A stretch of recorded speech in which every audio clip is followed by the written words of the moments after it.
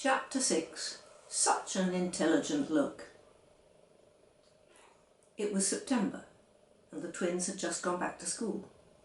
Next term, Sophie would be going too. She thought about this and wondered if she would like it. There would be good things and bad things about going to school. The bad things would be 1. Having to wear school uniform. 2. Having to meet Dawn again, for Dawn was starting this very term. 3. Having to meet other strange children as awful as Dawn. 4. Having to meet strange grown-ups. The teachers might be awful too. Matthew and Mark said that they weren't, but you could never tell. 5. Having to eat school lunches, especially pilchards in tomato sauce.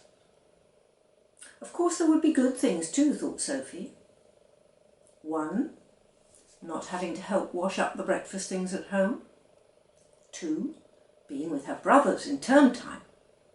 She did not know that once she was at school, they would not take the slightest notice of her. 3. Drinking morning milk. At home, Mum always said, "If you're thirsty, have a drink of water. Milk's fattening." But Sophie knew at school you were encouraged to drink your morning milk, and sometimes there were extra bottles if children were away.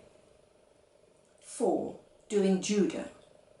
Sophie fancied throwing someone down. Dawn, perhaps. 5.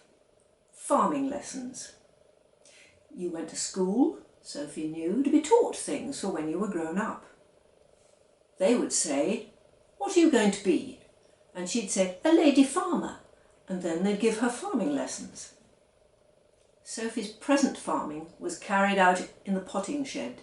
Here she kept her flocks and herds. She had a new system of free-range woodlouse farming. She had given up collecting matchsticks, which they didn't much seem to like, and now kept the woodlice in a seed tray so that they could come and go as they pleased, and fed them on cornflakes. The cornflakes seemed to disappear, though she had never actually seen a woodlouse chewing one. This morning there were only 3 woodlice in the seed tray, and one of those was lying upside down, its 7 pairs of legs pointed at the roof of the potting shed. "I hope you haven't hurt your back, my dear," said Sophie, grinning as she tipped it the right way up. She dropped a couple of cornflakes into the tray. "I wonder where the rest of the herd has got to," she said. On a country holiday, Sophie had once seen a farmer calling in his dairy herd for milking. "Cow! Cow! Cow!" he'd shouted, and the big black and white animals had all started walking across the field towards him. "Louse! Louse! Louse!" Sophie shouted, but nobody came. So she ate the rest of the handful of cornflakes. She went on to inspect the rest of her stock in their various pens on an old table in the shed. First, there was a shoe box. On it was written "Centipedes." There were 2 in it, one large and dark, one small and ginger. Sophie was planning to increase the size of this flock, but wild centipedes were difficult animals to capture. So quickly did they scuttle. She was not sure what they ate and was trying them with biscuit crumbs. "These shouldn't upset you, my dears," she said. "They're digestives." Next, there was an old cake tin full of soil and earthworms. Earthworms ate earth, Sophie knew, so there were no feeding problems here. She was only really interested in the largest worms, and measured her captures with an old wooden ruler. This was difficult because it takes 2 people to stretch out a wriggling worm, and she needed Matthew or Mark to hold one end. Her record to date was a giant of 15 centimetres.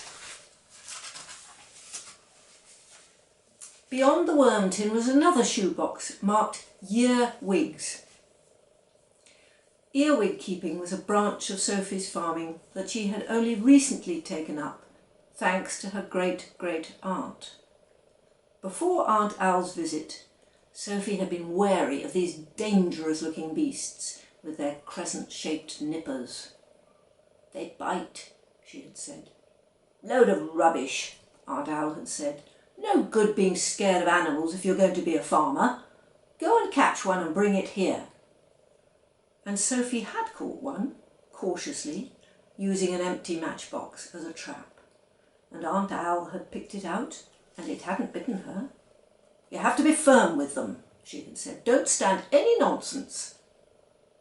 So now Sophie collected earwigs, still using the matchbox, and fed them on fruit. She dropped a rotten plum into the box before moving on to a coffee jar on whose glass wall hung a single enormous slug. It was dark brown in colour, with a lovely orange rim around its huge sticky foot.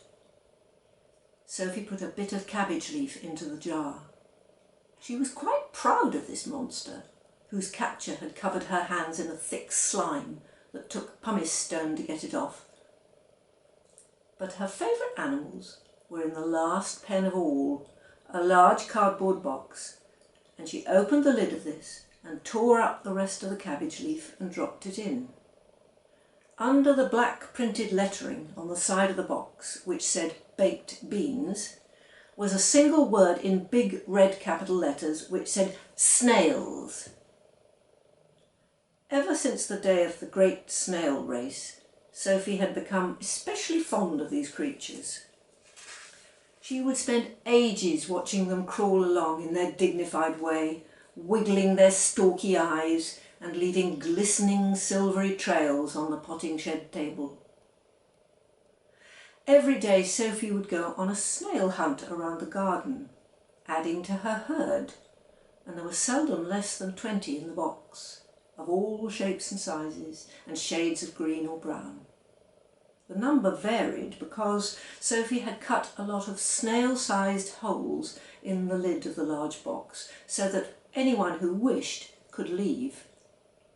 But always in the back of Sophie's mind, as she turned over stones, or peered into cracks in the garden wall, or searched in the flower beds, was the hope that one day, perhaps, she just might meet again one very particular snail. "What did you have for lunch?" Sophie asked the twins when they came home from school. "Pilchards in tomato sauce," they said. Sophie's face fell. "Did you see Dawn?" she said. "Yes," said Matthew. "She's got a new pony." "A blue one," said Mark. "Were there lots of strange children?" "Lots. Very strange." Sophie tried a couple of good things. "Did you do judo?" she said. "Only juniors do judo," they said. "Well, did you have farming lessons?" Matthew and Mark looked at each other and each rolled his eyes upwards and raised his eyebrows and tapped his forehead with one finger. Gloomily, Sophie stumped off. But after that, the day improved. First she found a large earwig and actually caught it with her bare hands. Then she found a very pretty caterpillar, which she put into a small box in the potting shed. She was not too sure how to spell it, so she simply wrote "cat" on the box. Good luck comes in threes, thought Sophie that evening as she gazed out of her bedroom window. It was a beautiful September evening. No one could possibly have been unhappy on such an evening, not even faced with pilchards in tomato sauce. Sophie leaned on the sill and played with a little tendril that was trying to creep across it unnoticed. She looked straight down the creeper-covered wall, and there, right under her nose and climbing up towards it, was a very small snail, a snail no bigger than Sophie's middle fingernail, a snail that was a lovely buttercup yellow. Very slowly, but very determinedly, it plodded up the last few inches of wall and over the edge of the windowsill. Then it stopped and raised its head in greeting.